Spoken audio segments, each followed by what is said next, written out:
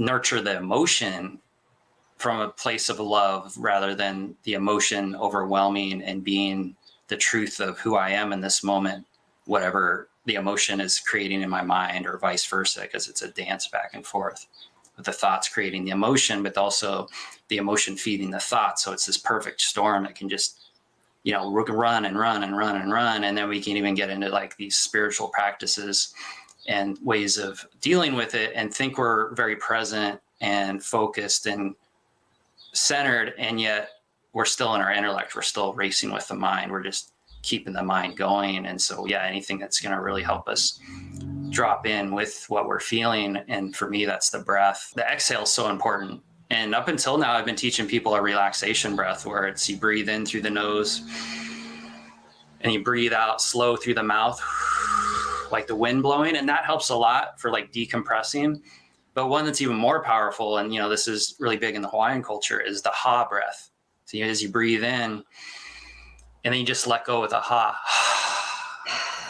It's even kind of shaky. I can feel it shaky. Yeah. So I breathe in and then let go. And that kind of collapses everything down into the belly, what the Hawaiians call the na'au.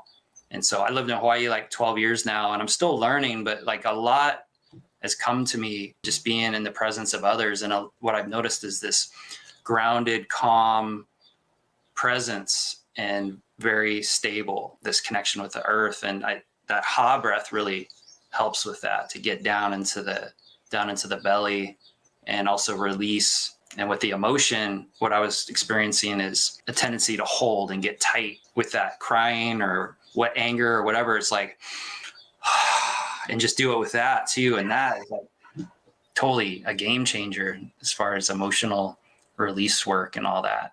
And it's all stuff where like, I already know this. When emotion comes up, there's this tendency to think about it and to like go to the past with it. Oh, I remember the last time this happened.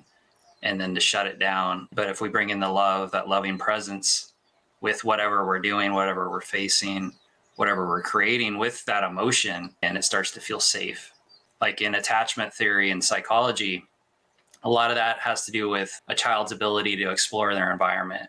And when they weren't really in a secure attachment to their parental figure, they didn't feel safe to venture out. They would venture out a little bit and then they'd run back.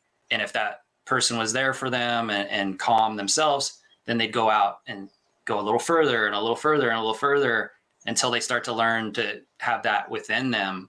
But if the parent wasn't really available or wasn't there or wasn't emotionally stable themselves or was drinking or on drugs or whatever, there was this longing for that safety and that, like that Empress energy and that love, because they didn't find it outside. They kind of forgot about it inside, and it creates these different attachment types. Really just don't feel safe to do something new. And so the same stuff happens kind of thing.